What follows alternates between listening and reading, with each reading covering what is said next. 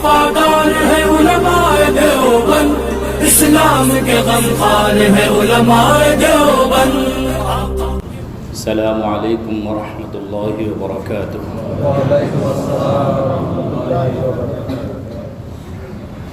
अल्हम्दुलिल्लाह नहमदुहु व नस्तईनुहु व नस्तगफिरुहु व नु'मिनु बिही व नतवक्कलु अलैहि व नऊज़ु बिल्लाहि मिन शुरूरि अंफुसिना व मिन सय्यिआति अअमालिना। मन यहदिहिल्लाहु फला मुदिल्ल लहु व मन युद्लिल्हु फला हादिय लहु। व अशहदु अल्ला इलाहा इल्लल्लाहु वहदहु ला शरीक लहु व अशहदु अन्न सय्यिदना व नबियना व शफीअना व हबीबना व हबीब रब्बिना व मौलाना व औलाना मुहम्मदन अब्दुहु व रसूलुहु अरसलहु इला काफ़्फ़तिन नासि बशीरन व नज़ीरा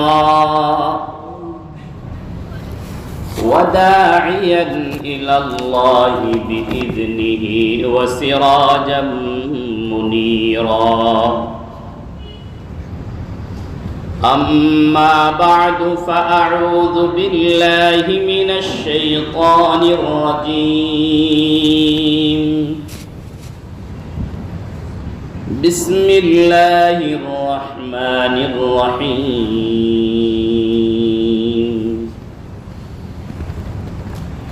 या अय्युहल्लज़ीना आमनू अन्फ़िक़ू मिन तय्यिबाति मा कसबतुम व मिम्मा अख़रजना लकुम मिनल अर्ज़ वला तयम्ममुल ख़बीथ मिन्हु तुन्फ़िक़ून वलस्तुम बिआख़िज़ीहि इल्ला अन तुग़मिज़ू फ़ीहि वअलमू अन्नल्लाह गनिय्युन हमीद। अश्शैतानु यइदुकुमुल फ़क़्र व यअमुरुकुम बिलफ़हशाइ वल्लाहु यइदुकुम मग़फ़िरतम मिन्हु व फ़ज़लन वल्लाहु वासिउन अलीम।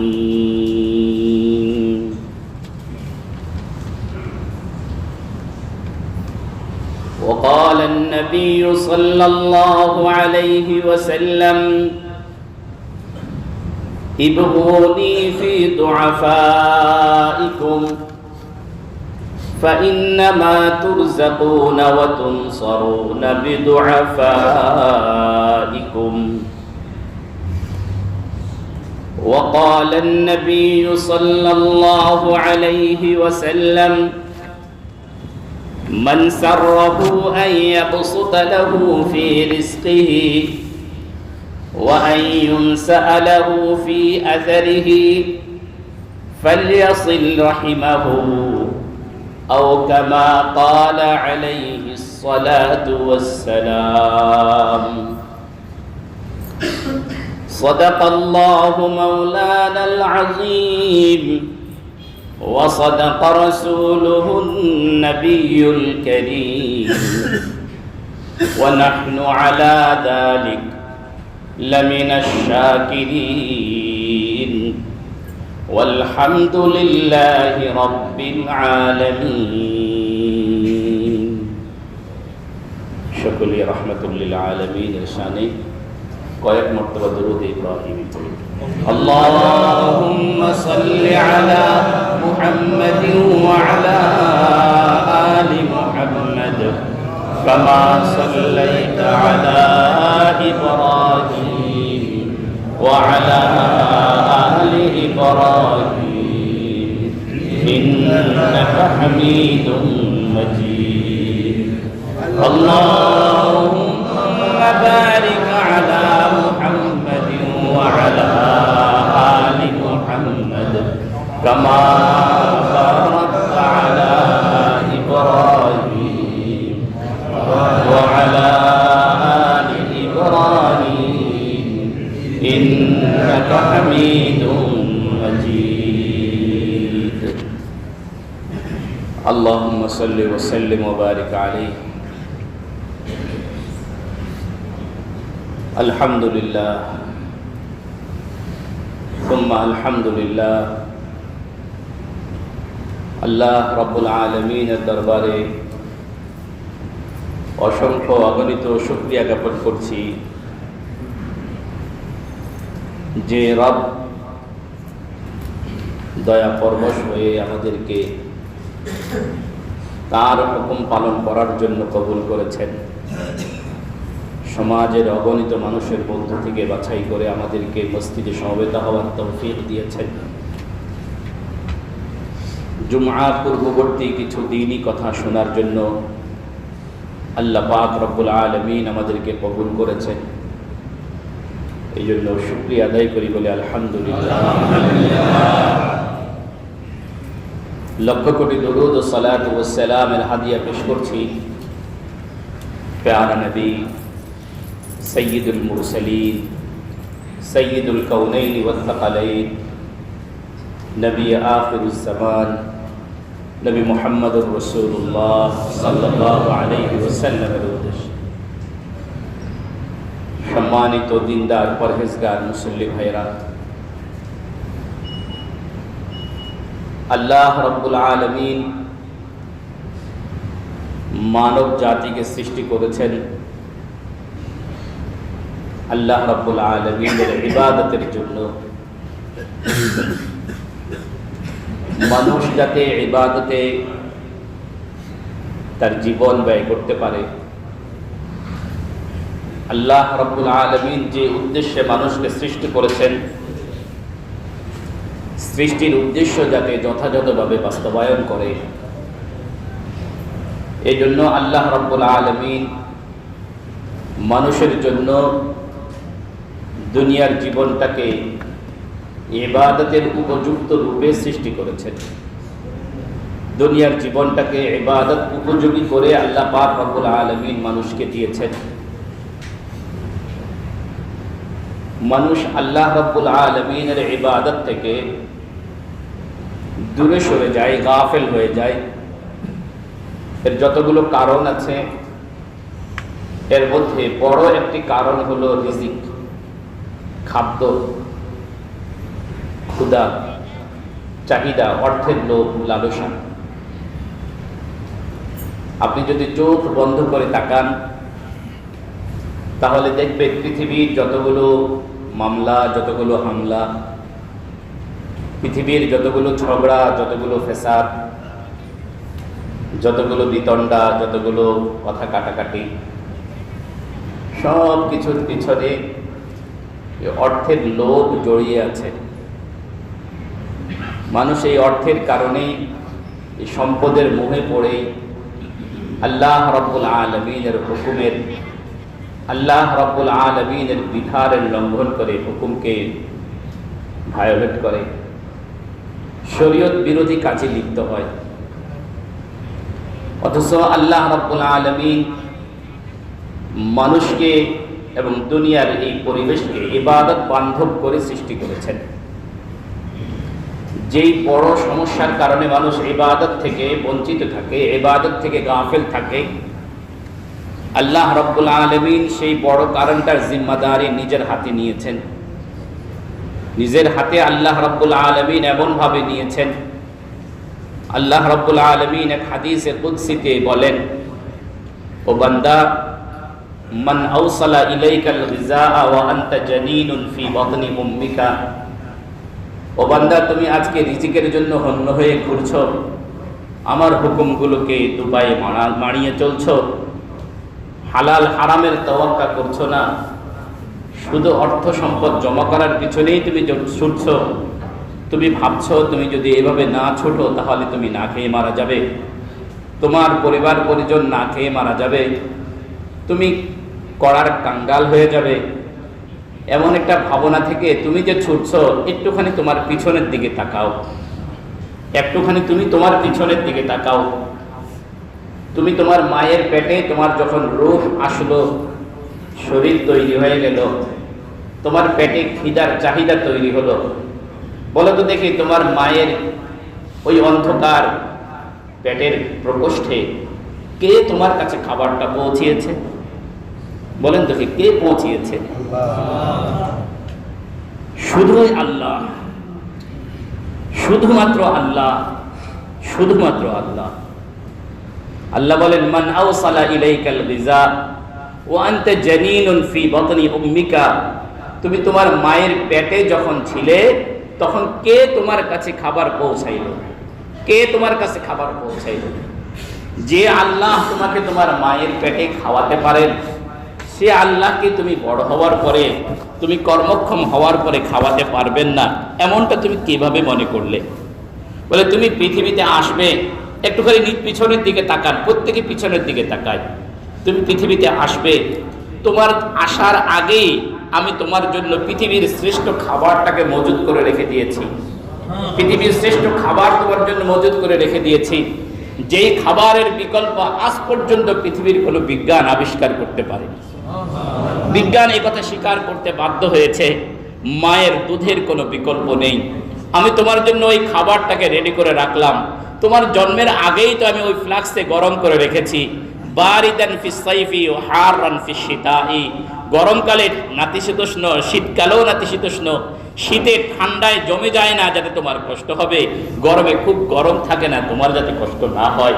বলে এমন সুস্বাদু, এমন সুস্বাদু, এমন ভিটামিন যুক্ত, এমন পিওর খাবার আমি আল্লাহ যদি তোমার জন্য এমন এক সময় জমা করে রাখতে পারি, যেই সময় লা লাকা সিন্নুন তাকতা, তোমার কোনো দাঁত ছিল না তুমি কাটবে, ওয়ালা লাকা ইয়াদুন তাবতিশ, তোমার হাতে এমন কোনো শক্তি ছিল না যখন তুমি ধরবে, ওয়ালা লাকা রিজলুন তামশি বিহা, তোমার পায়ে এমন কোনো শক্তি ছিল না তুমি হাঁটবে।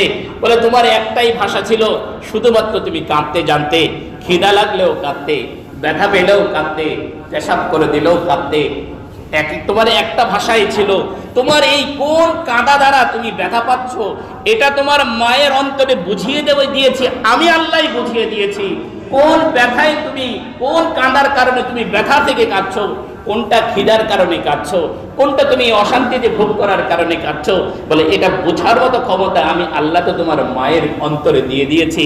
যে আল্লাহ তোমাকে এরকম অবস্থায় লালন পালন করেছি, এখন তুমি বড় হয়েছো, ফালাম্মা তারাআতা, তুমি যখন বড় হয়েছো, ওয়াস্তাদ্দা আদুদুকা, তোমার শরীরের ভিতরে, তোমার বাজুর ভিতরে কুওয়াত এসে গেছে, বারাস্তানি ফিল মাআসি ইয়া আবদাসু, ও বান্দা এখন তুমি আমার বিরোধিতা করো, আমার নাফরমানি করো, আমার সাথে শিরিক করো, আমার শুকরিয়াকে, আমার নিয়ামতকে অস্বীকার করো, ইয়া আবদাসু, তোমার মতো নিকৃষ্ট বান্দা আর কে আছে বলো?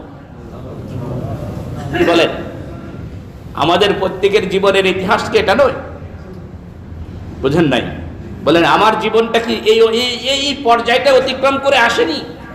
আরে আজকে যারা নামাজ ছেড়ে দিচ্ছি, একটাবার চিন্তা করো না বাবা, একটাবার চিন্তা করেন না ভাই, আপনি কি এই অবস্থাটা অতিক্রম করে আসেননি? আজকে আপনি রিজিকের কারণে নামাজ ছেড়ে দিচ্ছেন, আজকে আপনি রিজিকের কারণে হারাম খাচ্ছেন, আজকে আপনি রিজিকের কারণে সুদ খাচ্ছেন, আজকে আপনি রিজিকের কারণে ঘুষ খাচ্ছেন, আজকে আপনি শুধুমাত্র খাদ্যের পেট ভরার জন্য অন্যের মাল আত্মসাৎ করছেন। একটাবারও কি আপনার পিছনের দিকে তাকাতে মন চায় না? কে আপনাকে বিছানায় শোয়া, কে আপনাকে বিছানায় শোয়া, কে আপনাকে বিছানায় শোয়া এত উপাদান খাবার, এত উপাদেয় খাবার খাওয়াইলো, সে আল্লাহর নাফরমানি এখন করছেন, একটু কি লজ্জা লাগে না? মান আওসালা ইলাইকাল গিযা ওয়া আনতা জানিনুন ফি বাতনি উম্মিক। ভাই এটা হলো আমাদের প্রত্যেকের অবস্থা। এই জন্য আল্লাহ পাক রব্বুল আলামিন কখনো মানুষকে বলছেন জাহেল, কখনো মানুষকে বলছেন অকৃতজ্ঞ। আসলে আমরা অকৃতজ্ঞ, আমরা ভুলে যাই, নিয়ামত ভুলে যাই, আল্লাহ পাকের ইহসানের কথা ভুলে যাই না। ভাই বিনীত স্বরে বলি, খুব বিনয়ের সাথে বলি, না, রিজিকের জিম্মাদারি আল্লাহ আপনাকে দেন নাই। রিজিকের জিম্মাদার কে?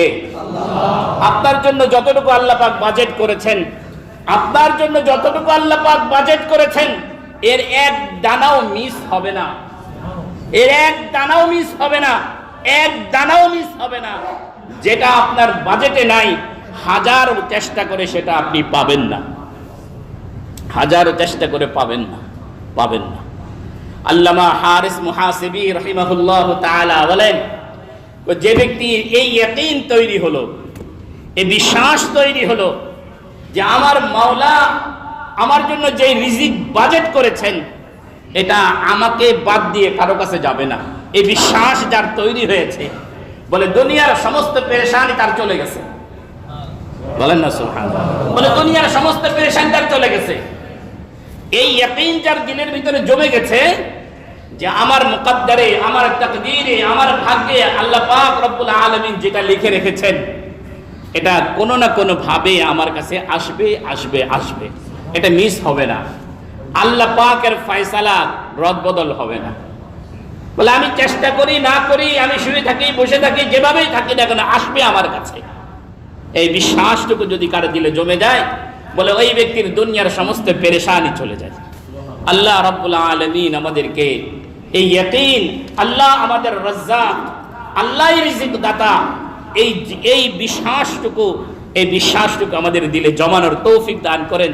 সকলে বলি আমিন।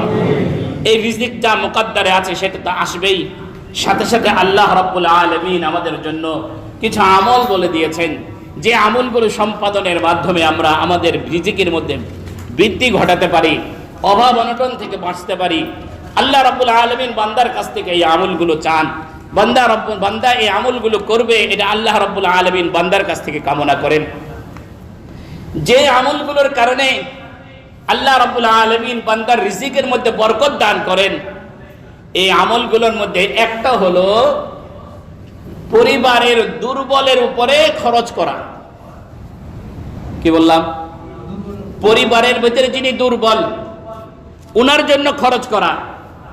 এটা বর্তমানে সোনার হরিণ, এখন এটা বর্তমানে কি সোনার হরিণ। রাসূল করিম সাল্লাল্লাহু আলাইহি ওয়াসাল্লামের কাছে এক ভাই আরেক ভাইয়ের নামে বিচার নিয়ে আসলো। বলে আমি কাজকর্ম করি, আমার এই ভাই কোনো কাজ করে না, সারাদিন ঘুরে খায়, বসে থাকে, খায়, কোনো কাজকর্ম করে না। রাসূল করিম সাল্লাল্লাহু আলাইহি ওয়াসাল্লাম তাকে বললেন, দেখো তোমার যে এখন টাকা পয়সায় যে বরকত হয়, তুমি যে এখন যেই টাকাটা ইনকাম করো, এই টাকাটা তুমি তোমার কারে করো না, তোমার কারণে করো না, এই তোমার এই দুর্বল ভাইয়ের কারণে তুমি করো। বলেন না সুবহানাল্লাহ। এই তোমার এই দুর্বল ভাইয়ের কারণে করো। এই জন্য আমাদের এখন মানসিকতা তৈরি হয়েছে, দুনিয়ার অর্থনীতির চাহিদা এত বৃদ্ধি পেয়েছে, লোভ এই পরিমাণ বৃদ্ধি পেয়েছে, তা আমরা আমাদের পরিবারের দুর্বলদের প্রতি, ভাই হোক বোন হোক, এনাদের প্রতি আর ফিরে তাকানোর মতো ফুরসত আমাদের নাই, আমাকে সামনে এগিয়ে যেতে হবে। রাসূল করিম সাল্লাল্লাহু আলাইহি ওয়াসাল্লাম বলেন যে তোমার পরিবারে যদি এরকম একজন দুর্বল থাকে, ওই দুর্বলের পিছনে তুমি খরচ করো, ওই দুর্বলের পিছনে খরচ করো, ওই দুর্বলের জন্য তুমি খরচ করো। তার কারণে আল্লাহ রাব্বুল আলামিন তোমার রিজিকের মধ্যে অভাবনীয় বরকত দান করবেন, অভাবনীয় বরকত দান। আমার চোখে দেখা আছে, এরকম অনেক পরিবার এখনো আছে, অনেক ভদ্র মানুষ এমন আছেন, ভাই ছোট ভাইয়ের প্রতি খরচ করছেন, আর আল্লাহ পাক রব্বুল আলামিন তাকে দিচ্ছেন, সামাজিক মর্যাদা তার বাড়াইয়া দিচ্ছেন। সামাজিক মর্যাদা দিন দিন বাড়ছেই বাড়ছে, সামাজিক মর্যাদা বাড়ছে। যেই পেশায় তিনি চাকরি করেন, এই পেশায় সর্বোচ্চ উনি একজন প্রফেসর হতে পারতেন, কিন্তু আল্লাহ রাব্বুল আলামিন ওই পেশা থেকেই তাকে একজন বড় সচিব বানিয়ে দিলেন। কথা বুঝেন? হতে পারে, হতে পারে। এই জন্য রাসূল করিম সাল্লাল্লাহু আলাইহি ওয়াসাল্লাম বলেন, আহা তোমাদের কেউ যদি চায়, তোমাদের কেউ যদি চায় না, রাসূলুল্লাহ সাল্লাল্লাহু আলাইহি ওয়াসাল্লাম বলেন, ইবগুনি ফি দুআফাইকুম, আমাকে তোমরা তোমাদের দুর্বলদের মধ্যে তালাশ করো। ফা ইন্নামা তুরযাকুনা ওয়া তুনসারুনা বিদুআফাইকুম, বলে তোমাদের রিজিকটা আসে ওই দুর্বলদের কারণে, তোমরা সাহায্য প্রাপ্ত হও ওই দুর্বলদের কারণে। অন্য এক হাদিসে রাসূল করিম সাল্লাল্লাহু আলাইহি ওয়াসাল্লাম বলেন, ওয়াহাল তুনসারুনা ইয়াতুরযাকুনা ইল্লা বিদুআফাইকুম, আরে তোমরা তো দুর্বলদের কারণেই সাহায্য প্রাপ্ত হও, দুর্বলদের কারণে, অসহায়দের কারণে তোমরা রিজিক প্রাপ্ত হও। এজন্য আজকে আমাদের রিজিক বৃদ্ধির আজকের প্রথম পয়েন্ট হলো পরিবারের মধ্যে, আত্মীয় স্বজনের মধ্যে যারা দুর্বল রয়েছে তাদের জন্য খরচ করা, তাদের জীবন জীবিকার দায়ভার নিজের কাঁধে নিয়ে নেওয়া। এর মাধ্যমে আল্লাহ পাক রব্বুল আলামিন আপনাকে অভাবনীয় বরকত দান করবেন, আপনার কামাই রোজগারের মধ্যে আল্লাহ পাক রব্বুল আলামিন বরকত দান করবেন, সামাজিক মর্যাদাও বাড়বে, অর্থনৈতিক মর্যাদাও বাড়বে। আল্লাহ পাক রব্বুল আলামিন আমাদেরকে তৌফিক দান করেন, সকলে বলি আমিন। যে সকল আমলের কারণে রিজিক বৃদ্ধি পায় এর মধ্যে অন্যতম আরেকটা আমল হলো আত্মীয় স্বজনের সাথে আত্মীয়তার সম্পর্ক বজায় রাখা, আত্মীয়তার সম্পর্ক ছিন্ন না করা, আত্মীয়তার সম্পর্ক বজায় রাখা। বর্তমানে আমরা এই দিক থেকেও আমরা খুব দৈন্যতায় ভুগছি, বিশেষ করে যারা আমরা মডার্ন কালচারে যারা নিজেদেরকে খুব বেশি সভ্য বলে ভাবছি, এনারা তত বেশি ওনারা এই ব্যাপারে খুব এই ক্ষতিগ্রস্ততার শিকার। আজকে আমরা যাদেরকে যে সকল দেশকে আমাদের মডেল বানিয়ে নিয়েছি, ওই সকল দেশে এই জিনিসটা সবচেয়ে বড় অভাব। ছেলে জানে না তার বাবাকে, মেয়ে জানে না তার বাবাকে, ছেলে শুধু তোর মাকে চিনে, মেয়ে শুধু তার মাকে চিনে। পরিবারের বাবার সাথে সম্পর্ক নাই, ভাইয়ের সাথে সম্পর্ক নাই, ফুফুকে খালাকেই কোনো পরিবার প্রথা নাই। এটাই তো হলো ইউরোপ আমেরিকার চিত্র। আজকে আমরা যারা বেশি অতি আধুনিক তাদের চিত্রটাও এরকম হয়ে যাচ্ছে। পরিবার শুধুমাত্র স্বামী স্ত্রী কেন্দ্রিক পরিবার হয়ে যাচ্ছে, ভাই বোন আত্মীয় স্বজন অন্য সবাইকে আমরা পরিবার থেকে ছাঁটাই করে দিয়েছি। পরিবারের ধারণা পাল্টে গেছে। একসময় পরিবার বলতে বুঝতাম আমি, আমার মা, আমার বাবা, আমার ভাই, আমার বোন, আমার ছেলে সন্তান সবাইকে নিয়ে আমরা বুঝতাম পরিবার। আর এখন পরিবার মানে হলো স্বামী আর স্ত্রী, বেশির থেকে বেশি দুইজন সন্তান। মাকে এখন পরিবারের মধ্যে ধরে না, জিজ্ঞাসা করে তোমার মা কি তোমার সাথে থাকে না আলাদা থাকে? কি বলেন? জিজ্ঞাসা করে তোমার মা কি তোমার সাথে থাকে না আলাদা থাকে? আরে পরিবার তো মাকে ছাড়া পরিবার হয় কিভাবে? এটা তো ওই পরিবার যেই পরিবারের উপরে আল্লাহ পাকের লানত পড়েছে, যেই পরিবার অভিশপ্ত পরিবার, সেই পরিবার মাকে মাইনাস করে হতে পারে? একটা আদর্শ পরিবার মাকে মাইনাস করে হতে পারে না। একটা ইসলামী পরিবার, একটা ইমানি পরিবার মা বাবাকে মাইনাস করে হতে পারে না। এটা ইহুদি খ্রিস্টানদের সভ্যতা আমাদের কাছে আমরা আমদানি করছি। রাসূল করিম সাল্লাল্লাহু আলাইহি ওয়াসাল্লাম বলেন, তুমি যদি চাও তোমার রিজিকের মধ্যে বৃদ্ধি পাক, ফালিয়াসিল রাহমাহু, তুমি তোমার আত্মীয়ের সাথে সম্পর্ক বজায় রাখো। অন্য হাদিসে রাসূল করিম সাল্লাল্লাহু আলাইহি ওয়াসাল্লাম বলেন, আল্লাহর রাসূল সাল্লাল্লাহু আলাইহি ওয়াসাল্লাম কত চমৎকার বলেছেন। আমাদের কিছু লোকের অভিযোগ আছে, বলে আমি তো সম্পর্ক রাখতে চাই, ওই তো সম্পর্ক রাখে না। আমি তো আমার ভাইয়ের সাথে সম্পর্ক রাখতে চাই, ভাই তো ভাবির পাল্লায় পড়ে আমাকে তো চিনে না। অমুকের সাথে সম্পর্ক রাখতে চাই, তমুকের কারণে উনি সম্পর্ক রাখেন না।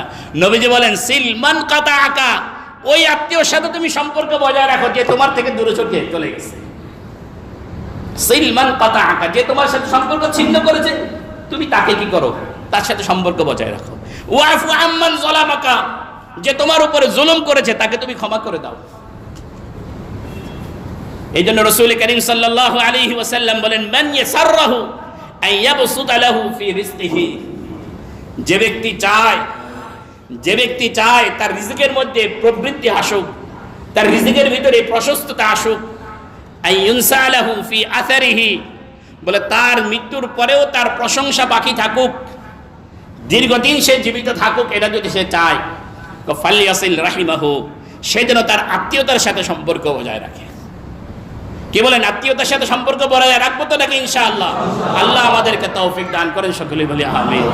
অন্য হাদিসে রাসূল করিম সাল্লাল্লাহু আলাইহি ওয়াসাল্লাম বলেন, মান আহাব্বা আন ইয়াবসুতা লাহু ফি রিজকিহি ওয়া ইউনসা লাহু ফি আথারিহি ফালিয়াসিল রাহমাহু, একই রকম বুখারী শরীফের বর্ণনা। অন্য হাদিসে রাসূল করিম সাল্লাল্লাহু আলাইহি ওয়াসাল্লাম প্রত্যেকটা মা বাবাকে একটা নির্দেশ দিচ্ছেন। কি দিচ্ছেন? তাআল্লামু মিন আনসাবিকুম, তাআল্লামু মিন আনসাবিকুম, বলে তুমি কোন বংশের, এই বংশটা তুমি চিনে রাখো, তোমার বংশের কে কে আছে এটা তুমি জেনে রাখো, নসব, তোমার নসব নেওয়া তুমি চিনে রাখো। তাআল্লামু মিন আনসাবিকুম মা তাসিলুনা বিহি আরহামাকুম। বলে কেন রাখবা? বলে তাদের সাথে তুমি আত্মীয়তার এই সম্পর্কটা যাতে বজায় রাখতে পারো। এটার প্রেক্ষাপটটা কেমন? অনেক সময় দেখা যায় যে পরিবারের এক অংশ দক্ষিণবঙ্গে, আরেক অংশ উত্তরবঙ্গে, এক অংশ দক্ষিণবঙ্গে, আরেক অংশ উত্তরবঙ্গে। উত্তরবঙ্গের ওয়ালারা দক্ষিণবঙ্গের আত্মীয় স্বজনের খবর জানে না, দক্ষিণবঙ্গওয়ালারা উত্তরবঙ্গের আত্মীয় স্বজনের খবর জানে না। প্রয়োজনের খাতিরেই হয়তো দেখা গেছে দুইটা বঙ্গে সংসার তৈরি হয়েছে। বাবা দক্ষিণবঙ্গের, উত্তরবঙ্গে সারা জীবন পার করেছেন, প্রয়োজনের তাগিদে সেখানে বিবাহ করেছেন, সেখানে আলাদা সংসার হয়েছে। দক্ষিণবঙ্গের সন্তানেরা উত্তরবঙ্গের সন্তানদের কোনো খোঁজখবর রাখে না। নবীজি বলেন তাআল্লামু মিন আনসাবিকুম, এর সম্পর্ক রাখার ক্ষেত্রে আলাদা একটা প্রয়োজন আছে। যে প্রয়োজনটা হলো এই, আপনি যদি বংশের এই পরম্পরা আত্মীয়তার যদি সম্পর্ক যদি হিসাব না রাখেন, হতে পারে কোনো সূত্রে এমন একজনের সাথে বিবাহের প্রস্তাব এসে যাবে যার সাথে বিবাহ হয়তো বৈধ নয়। এমনও তো হতে পারে, আপনি চিনেন না, হতে পারে। তখন একটি অনাকাঙ্ক্ষিত জীবন, দাম্পত্য জীবন যাপন করা লাগবে। এই জন্য আত্মীয়তার সম্পর্ক সংরক্ষণ করার জন্য রাসূল করিম সাল্লাল্লাহু আলাইহি ওয়াসাল্লাম বলছেন তাআল্লামু মিন আনসাবিকুম, তোমরা তোমাদের বংশের লোকদেরকে চিনে রাখো। তারা কারা, কোন বংশের তুমি, তোমার বাপকে, তোমার ভাইকে, তোমার চাচাকে, তোমার দাদাকে, তোমার পরদাদাকে, কোন দিক থেকে তুমি এসেছো তাদেরকে তুমি চিনে রাখো। আল্লাহ রাব্বুল আলামিন আমাদেরকে বুঝার তৌফিক দান করেন, সকলে বলি আমিন। এই জন্য এই আত্মীয়তার সম্পর্ক বজায় রাখার কারণে যে কয়টা ফায়দা হয়, এর প্রথম ফায়দা হলো আল্লাহ পাক রব্বুল আলামিন রিজিকের মধ্যে বরকত দান করেন। আত্মীয়তার সম্পর্ক বজায় রাখার অর্থ কি? অর্থ হলো তাদের সাথে যোগাযোগ রক্ষা করা, এই হলো একটা অর্থ। তারা যদি অসচ্ছল হন, তাদেরকে আপনি আপনার সামর্থ্য অনুসারে তাদের জন্য খরচ করা, এটা হলো আত্মীয়তার সম্পর্ক বজায়। এখন আপনি আপনার সামর্থ্যের মধ্যে স্বাভাবিক দান করতে পারেন না, তবে আপনি আপনার যাকাত ফান্ড থেকে কিংবা ফিতরা থেকে কিংবা অন্যান্য অনুদান থেকে তাদেরকে দান করতে পারেন। রাসূল করিম সাল্লাল্লাহু আলাইহি ওয়াসাল্লাম বলেছেন, আত্মীয়কে যদি, গরিব আত্মীয়কে যদি আপনি যাকাত দেন, বলে এতে দুইটা সওয়াব, একটা হলো যাকাত আদায়ের সওয়াব, আর একটা হলো আত্মীয়তার সম্পর্ক বজায় রাখার সওয়াব।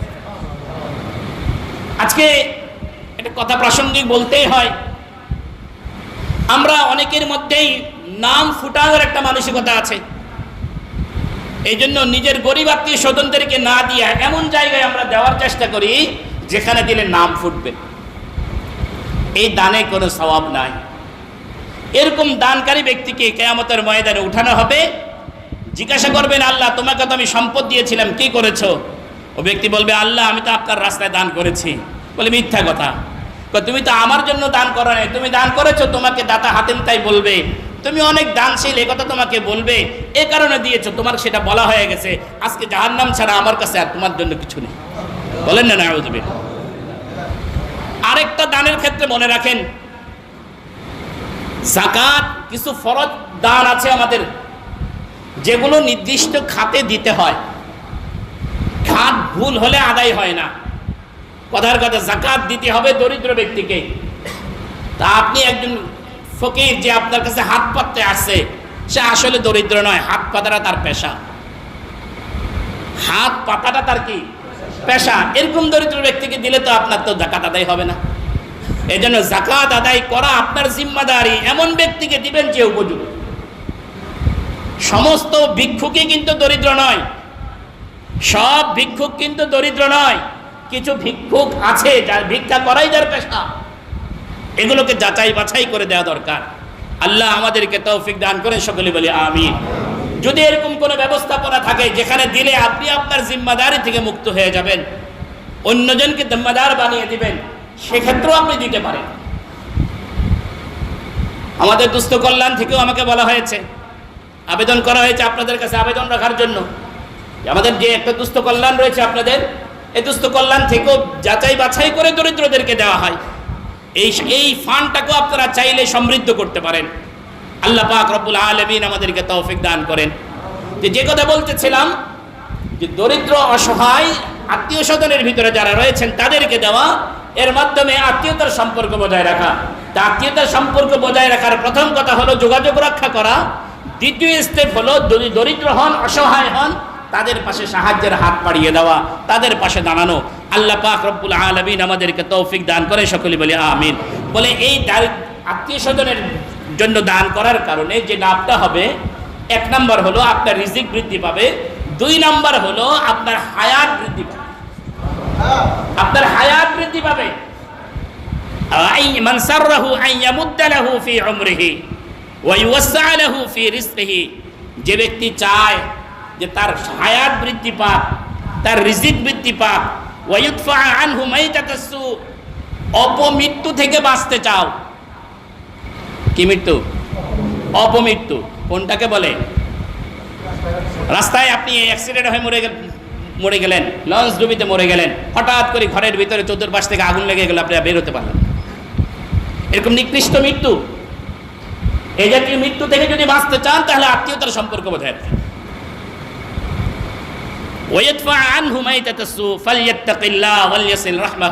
সে যেন আল্লাহকে ভয় করে এবং কি করে? আত্মীয়তার সম্পর্ক বজায় রাখে। বলেন তো দেখি, আমাদের সবচেয়ে প্রথম আত্মীয়কে? আমার আত্মার সাথে প্রথম সম্পর্ক কার?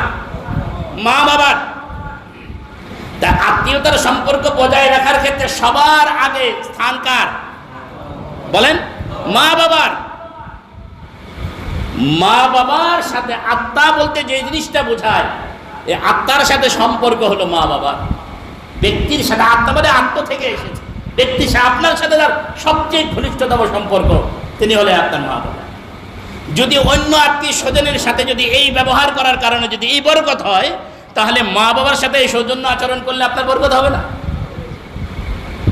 বরং রাসূল করিম সাল্লাল্লাহু আলাইহি ওয়াসাল্লাম তো বলেছেন, মা বাবার খেদমতের ফলাফলটা আল্লাহ দুনিয়াতে দেন। বুঝেন নাই কথাটা?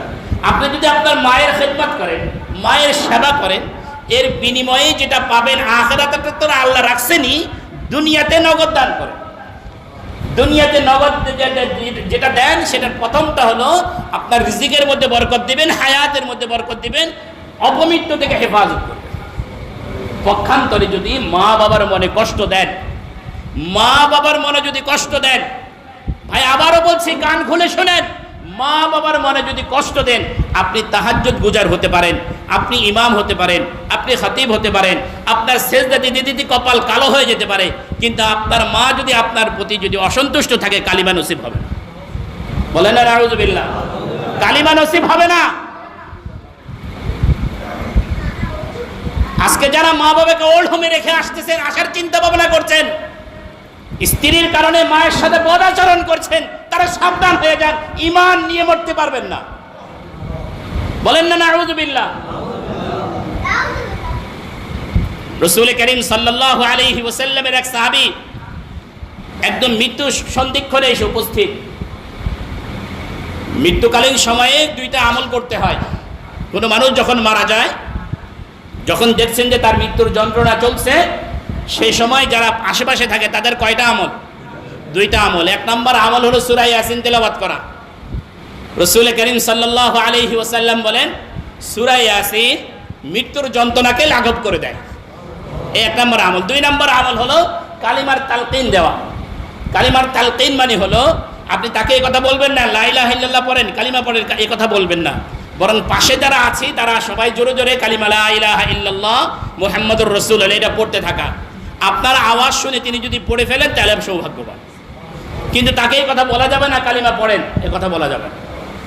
কিন্তু আমরা পেরেশান হয়ে যাই অন্যদিকে, বুঝি যে নিশ্চিত তিনি চলে যাবেন, রাখতে পারবো না, তারপরেও আমরা দোয়া দরদের দিকে না আগাইয়া অ্যাম্বুলেন্সের দিকে আগাই। জরুরি, কিন্তু এটাও করতে হবে।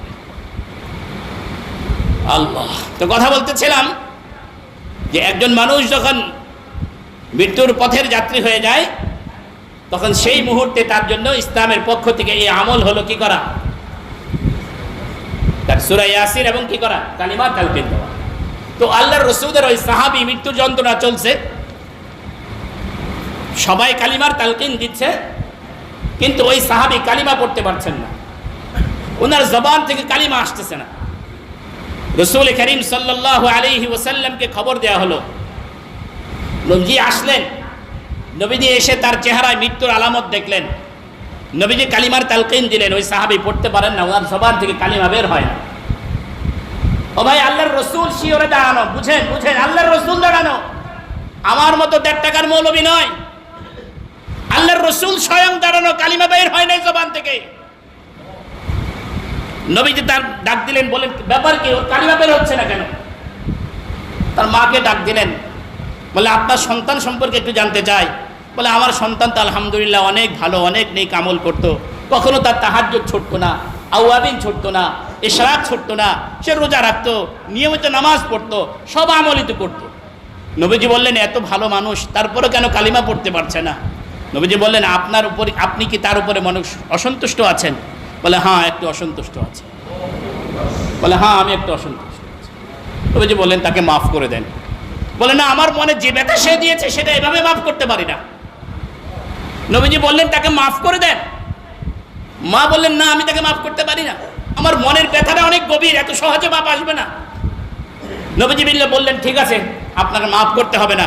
সাহাবা ইকরামকে বললেন তোমরা লাকড়ি জোগাড় করো, আগুন জ্বালাও, তোমরা লাকড়ি জোগাড় করো, আগুন জ্বালাও। মা এবার জিজ্ঞাসা করলেন লাকড়ি দিয়ে আগুন দিয়ে কি করবেন? বলে আপনার ছেলেকে পোড়িয়ে ফেলবো। বলে কেন? বলে জাহান্নামের আগুনে পোড়াচ্ছে, দুনিয়ার আগুনে পোড়া জ্বলা সহজ। সে যদি কালিমা না পড়ে মারা যায় তাহলে জাহান্নামের আগুনে জ্বলবে। জাহান্নামের আগুনে জ্বলার চেয়ে দুনিয়ার আগুনে আপনার সামনে জ্বলে পড়ে যাক। সাথে সাথে মা বললেন আমি আমার সন্তানকে মাফ করে দিয়েছি, জাহান্নামের আগুনে আমার ছেলে সন্তান জ্বলুক এটা আমি মা বরদাস্ত করতে পারি না।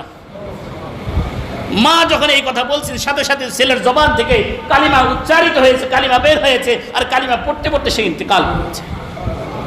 ও ভাইয়েরা, যারা মায়েকে কষ্ট দিচ্ছেন, বাবাকে কষ্ট দিচ্ছেন, কথায় কথায় মায়ের উপরে হাত তুলছেন, বাবার উপরে হাত তুলছেন, বাবাকে বলছেন তুমি আনকালচার, তুমি চুপ করে থাকো, এখন তোমার কোনো কথা পরিবারে চলবে না, ওই সমস্ত যুবকদেরকে বলি না, ওই মা বাবা তোমার জান্নাত, ওই মা বাবা তোমার জাহান্নাম, ওই দুইটাকে রাজি করাও, তোমার জান্নাত তো নিশ্চিত হয়ে যাবে, তোমার জান্নাত নিশ্চিত হয়ে যাবে। তুমি মা বাবাকে আনকালচার বলে তুমি খুব কালচার হয়ে গেলা। ও যুবক, ও যুবক ভাই, তোমার পায়ে হাত রেখে বলি, আর পৃথিবীর কাকে কষ্ট দিচ্ছ না দিচ্ছ, অন্তত মা বাবাকে কষ্ট দিও না, মা বাবাকে কষ্ট দিও না, মা বাবাকে কষ্ট দিও না।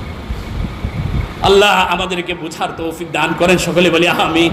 আমাদের এই সমাজটাকে সুন্দর করার তৌফিক দান করেন, সকলে বলি আমিন। ভাই, আমাদের সমাজে পচন ধরে গিয়েছে, এই পচনটাকে যদি রোধ করতে হয় এখনই ঘুরে দাঁড়াতে হবে। পচন যদি রোধ করতে হয় এখনই ঘুরে দাঁড়াতে হবে। এই জন্য কথাগুলো দিল থেকে বলছি, দিলের রক্তক্ষরণ থেকে কথাগুলো বলছি। আজকে আমরা যে অবক্ষয়ের দিকে চলছি, আমরা যে অধপতনের দিকে চলছি, আমাদের পরিবার যেভাবে ভেঙে যাচ্ছে, যেভাবে পত্রিকার পাতায় মায়েদের আহাজারি আসছে, আল্লাহ পাক কাছে এই আহাজারি পৌঁছে যায়, কোনো বাউন্ডারি লাগে না। মায়ের দোয়া কবুল হতে কোনো বাউন্ডারি নাই, মায়ের বদদোয়াও কবুল হওয়ার ক্ষেত্রে কোনো বাধা নাই। এই জন্য মা বাবাকে দোয়া নেওয়ার চেষ্টা করো। এতে আমাদের যে মূল পয়েন্ট, তোমার রিজিকের মধ্যে বৃদ্ধি আসবে। আরে যুবক, তোমার চাকরি নাই, তুমি তোমার মায়ের খেদমত করো, ইনশাআল্লাহ এই খেদমতের বদৌলতে, মায়ের খেদমতের বদৌলতে, বাবার খেদমতের বদৌলতে আল্লাহ পাক রব্বুল আলামিন তোমার রিজিকের এমন সুন্দর ব্যবস্থা করে দেবে তুমি কল্পনাও করবে না। এই জন্য রাসূল করিম সাল্লাল্লাহু আলাইহি ওয়াসাল্লামের আদর্শে আমাদেরকে আদর্শবান হওয়ার, ইসলামের এই আদর্শগুলোকে মেনে জীবনকে সুন্দর করার আল্লাহ পাক রব্বুল আলামিন আমাদেরকে তৌফিক দান করেন, সকলে বলি আমিন। আজকে এই মোট কয়টি পয়েন্ট আলোচনা হলো? 1 নম্বর, দরিদ্র অসহায়দের প্রতি, পরিবারে দরিদ্র অসহায়দের প্রতি কি করা? খরচ করা। 2 নম্বর, আত্মীয়তার সম্পর্ক কি করা? বজায় রাখা। এই আত্মীয়তার সম্পর্কের মধ্যে সবার আগে হলেন কে? মা বাবা। এরপরে পর্যায়ক্রমে অন্যান্য আত্মীয় স্বজন। মা বাবা যদি না থাকেন তাহলে চাচা চাচি, ফুফু, দাদা দাদি, এভাবে পর্যায়ক্রমে অন্য যে সকল আত্মীয় স্বজন রয়েছে তাদের সাথে সম্পর্ক বজায় রাখা। আল্লাহ রাব্বুল আলামিন আমাদেরকে কথাগুলো বুঝার, আমল করার, উপলব্ধি করার তৌফিক দান করেন, সকলে বলি আমিন।